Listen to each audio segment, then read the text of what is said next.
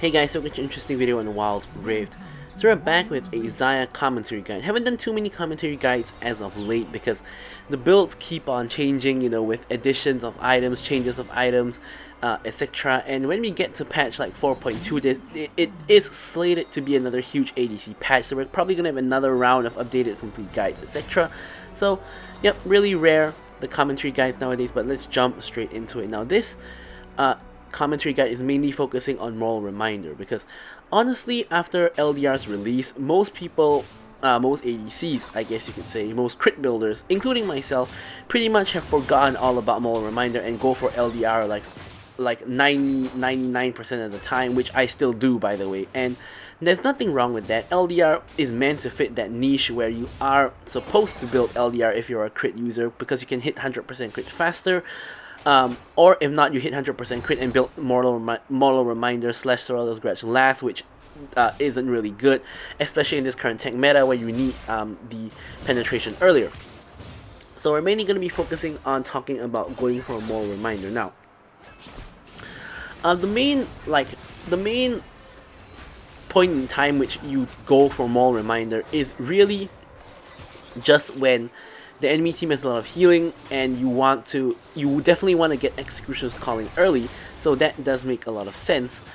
And then sometimes, enemy team gets tanky as well. I look at this team, we have like Braum, who's a tank, we have like Wukong and Jax, who's gonna get tanky, and then you build the Last Whisper item as well. And at this point, you're only like 1,000 or so gold away from a Moral Reminder anyway. I mean, I can't say it doesn't make sense to then go for a cloak and then go LDR, but there are some times where you just, can just go for Moral Reminder, like it's not that damaging. Like, for example, like how Lucian builds Sorrel's Grudge, because he wants all his crit items, like he wants that Stormrazor, he wants that IE, he wants the Solari, he wants the Bloodthirster, so because of that he doesn't really want LDR, even though it lets him hit 100% crit faster. He normally prefers to go for Sorrel's Grudge and go for other crit items instead. So Xayah, I guess you could say, is similar, except that Xayah doesn't really benefit from Sorrel's Grudge. So with Xayah, in this current match, the build that I'm using is I'm actually going for the Navori Quick Blades as my first item, and then I'm going into Solari Charge Blade, and then I go into IE, and finally Bloodthirster. So this leaves space for me to, of course, go for a Moral Reminder. Normally I go for it a fourth item after IE, but in this particular match, just because of how much healing and how much armor penetration I need, I end up actually going for a third item instead, which kind of sucks in a way because with the Quick Blades, I only have 50% crit, so I'm not getting as much value out of the Quick Blades, but not too much else that I can really do here. So you guys notice that there's been a lot of action in the bot lane, but we've mostly been talking about Moral Reminder because I really wanted to cover that topic first before we jump in on the action. This match is very, very exciting. You can already see from the laning phase that there's a lot of action happening, and this is a very, very back and forth game, really, really exciting game. So, but we'll talk more about the gameplay itself later. Here you can see it's really unfortunate. I hit the root onto Lucian, but I just don't have the damage to finish him off, and I end up dying to the culling right here. So now, really, really briefly, I'm going to cover why we're picking Xayah, but I think it should be pretty obvious at this point. Xayah in the current meta is okay. She's not the best, but she's not the worst. Just in the S tier, pretty good. The main reason why I think she's really good in this current meta is because when you're in a tank meta, generally tanks all want to go in. So there's a lot of people who want to go in on you, and Xayah loves to fight against people who want to go in because it sets her up easily to just root them, and they basically just are unable to do what they really want to do, which is of course to go in on you and your team. So that's one of the reasons why she's really good. However, she doesn't have really good tank shredding abilities, much like Caitlyn, so it's not too good in that aspect. So in this particular enemy team, she is absolutely amazing into everybody in the team except for maybe like Braum. Lucian is short range, so he has to get close and put himself at risk of getting rooted. Yasuo likes to like ult in or dash in, so he's gonna be easily rooted. Wukong and Jax, same deal. They like to jump into CC people, so it's really easy to of course root them. Now the main problem here is Braum. So Braum is Xayah's, I think Braum is probably Xayah's biggest counter, because the issue is, number one, Braum is not a tank who wants to go in. He's sort of like a peel and disengage kind of tank. Number 2, when he puts up his shield, his unbreakable, it blocks all of Xayah's feathers in the sense that you're going to end up attacking Braum. Like, look here, I'm going to end up attacking the Braum here, and my feathers are not going past him. So here you see I tried to get in the root. It doesn't quite work because the feathers are not going past Braum's shield. So this really leads to a situation where either number 1, you're just going to straight up focus the Braum, or number 2, you have to wait until the shield is down to actually get feathers on the ground. So arguably this is not really the best situation to pick Xayah, but I felt personally that that Xayah is good into everybody against Braum, and such that, you know, that can kind of compensate for the fact that I'm playing against my biggest counter, because at some point or another his shield is going to be down and Xayah is still going to get the value she normally gets from playing into this kind of team. But then again, you could argue that Braum straight up removes her value because you get so many feathers blocked by his shield. But either way, this video is not too much about when and where to pick Xayah. This video is about talking more about Mole Reminder. But of course, Mole Reminder is only like a short kind of discussion which we already had. And we'll probably talk more when we actually, you know, itemize into it. But, you know, for now, it's mainly talking about Xayah and a Xayah gameplay / commentary guide right here.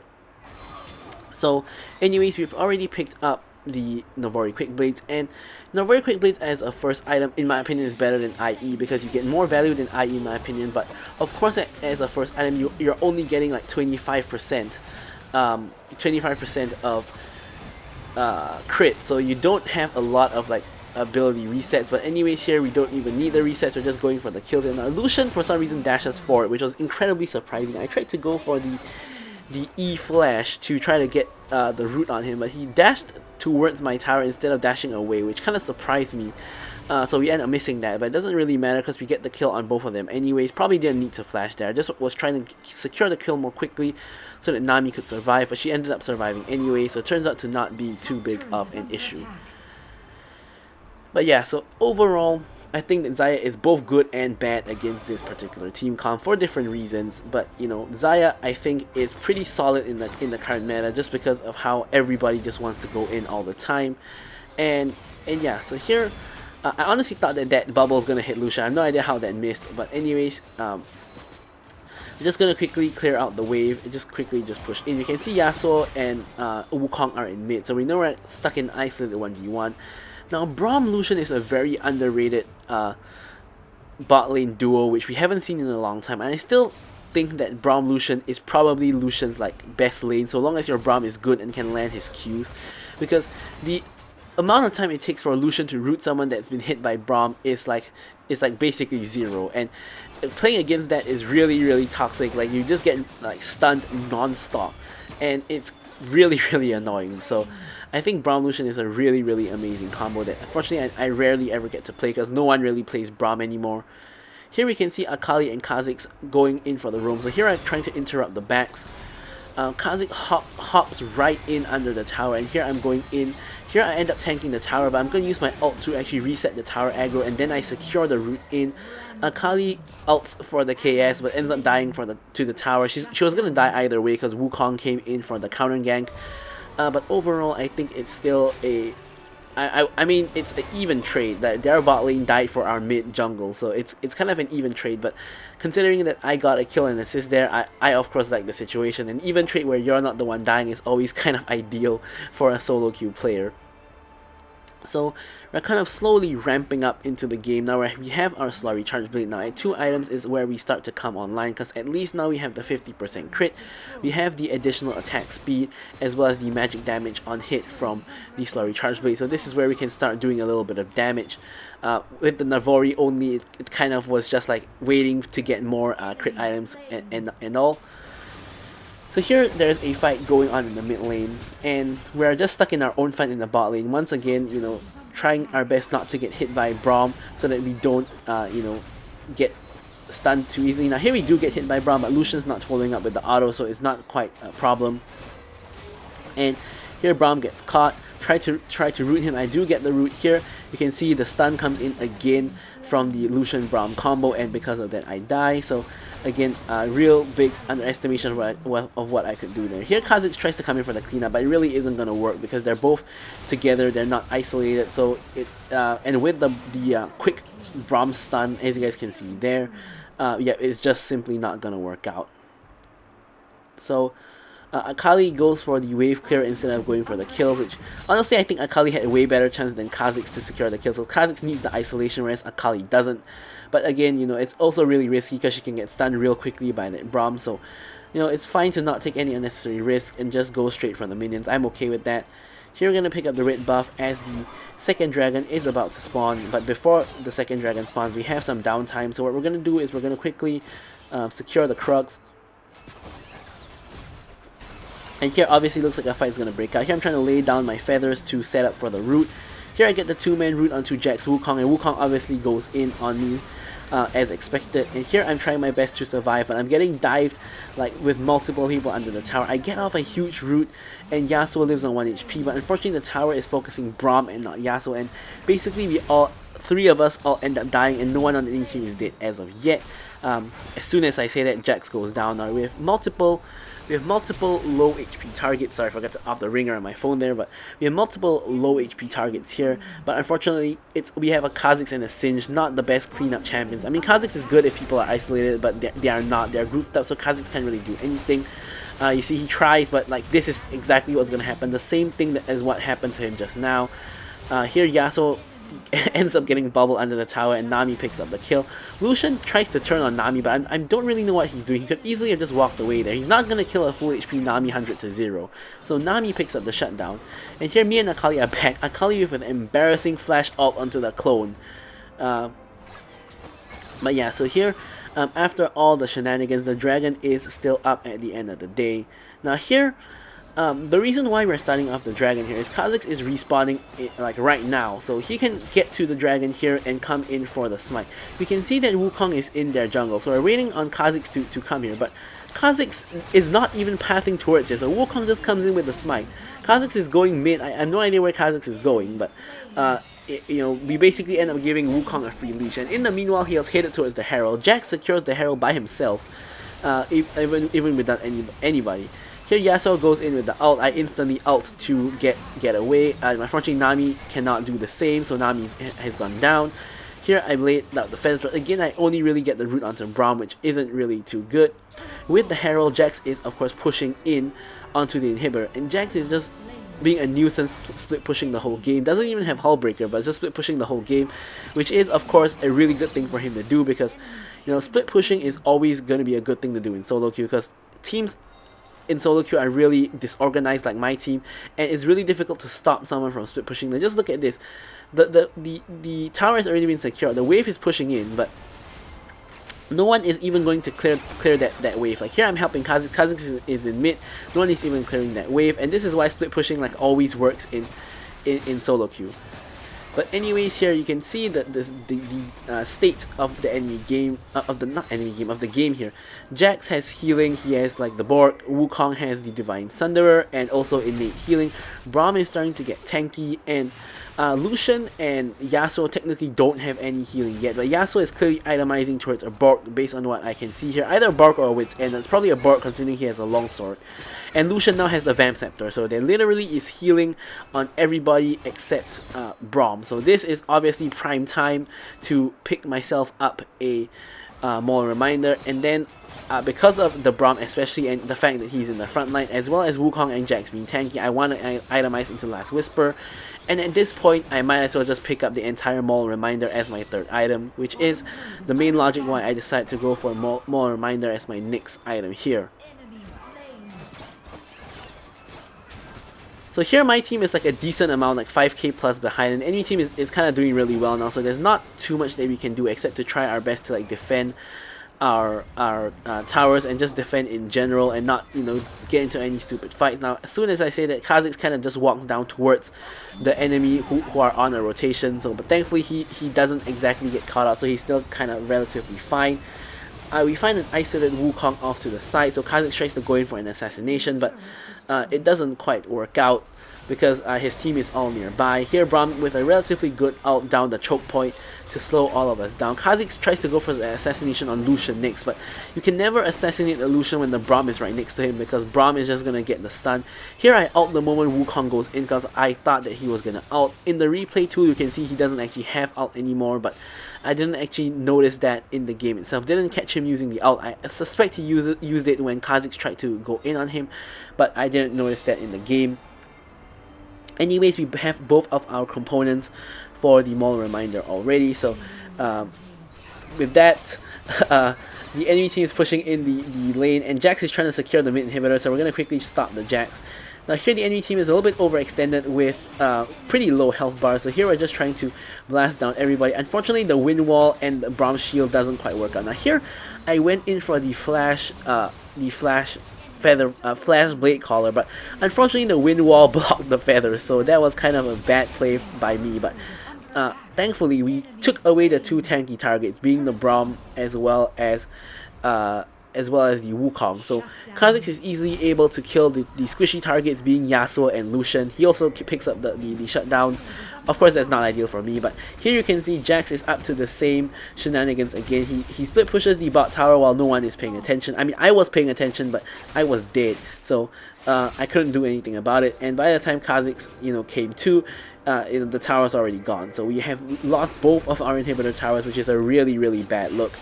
And these kind of games just become really, really hard because there's just so much pressure from the minions onto our base, and the fact that whenever we commit to any objective, Jax can just split push the opposite side and try to go for an end. Like, look at this. Baron is up now. If we try to contest Baron, Jax can go bot and try to end. If we contest Dragon, Jax can go top and try to end. So the only real way to sort of counter this and is two ways. The first way is ensure all your waves are pushed out to the max before you contest objectives, and this is the best way, but it's really difficult to do in solo because you need multiple people to go to different lanes to push out the minions. And the second way, which is kind of the way that often doesn't happen, is to just give up objectives and defend your base. Like, it doesn't make sense to contest an objective and lose the game because someone just split pushes and just ends the game.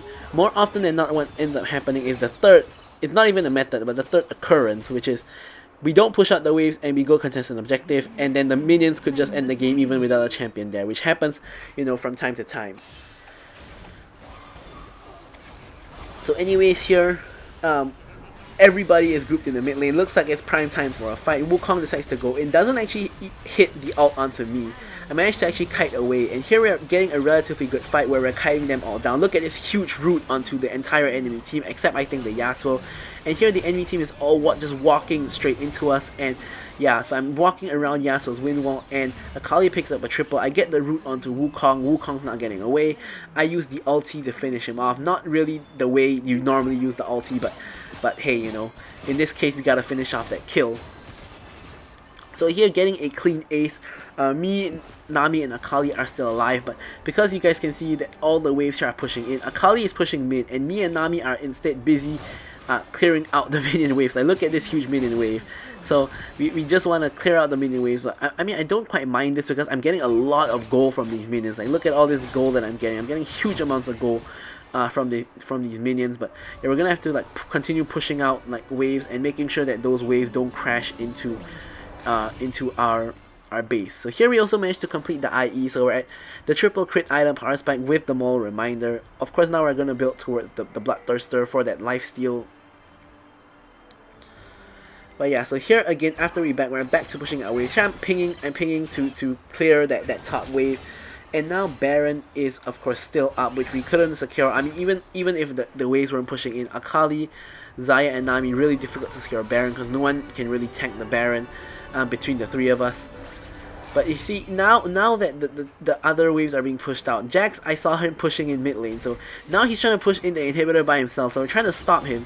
So we're trying to stop him from pushing. Now here he finally gets caught, because my team is just up ahead. Sinch flings him back, and I get the blade collar for the kill. Here, I flash forward to root the Wukong so we can secure the kill, and this is a huge deal because Wukong is of course the jungle, and if we get a kill in the jungle, we can go for the Baron. Now here you see that we did lose a Kali, so now we're trying to go for Baron, but look at how bot wave is pushing in. This is actually really dangerous because someone could try to end off of bot wave, and that is exactly what the enemy team is trying to do. They send two people, being Yasuo and Braum, to stop the Baron, and Lucian is trying to end the game through bot. I have no idea where the Kha'Zix smite was. I guess he didn't have smite, but anyways, we managed to pick up the double kill. Nami manages to hold off the Lucian for long enough for the Baron and Part recalls to come through, and because of that, you know, the base did take like 1 or 2 auto attacks worth of damage, but it's not such a big deal. So now with the Baron, what we really want to do is objective number 1 is to make sure all of the waves are pushed out. Objective number 2 then becomes to use the Baron to actually push. However, Baron only lasts for 2 minutes, and you can see Elder Dragon is spawning, so we are gonna have to try to contest the Elder. The good news here is that Yasuo and Braum inted to try to buy time for Lucian. However, Lucian was not able to get anything done, so Braum and Yasuo are still dead. So here we are going straight onto Elder because it's gonna be a 3v5. Here I'm trying my best to zone Wukong away, but it's not quite working. He goes in with the ulti. Thankfully, Kha'Zix secures the Elder Dragon, which is huge. This allows us to kill all 3 of them who came here. So now we have both Baron and Elder, and the game is pretty much won at this point. Only Braum and Yasuo are left alive. Here you can see Yasuo is trying his best. He goes in, walking past the wind wall, and Kha'Zix Elder buff manages to get the execute. The enemy team surrenders because they can see the writing on the wall that within the next 20 seconds we're going to end the game. So in reality, we pretty much just won the game traditionally here. And you guys can see how Mole Reminder was really useful in this particular match. So hopefully you guys enjoyed the video. Thank you guys so much for watching, and goodbye.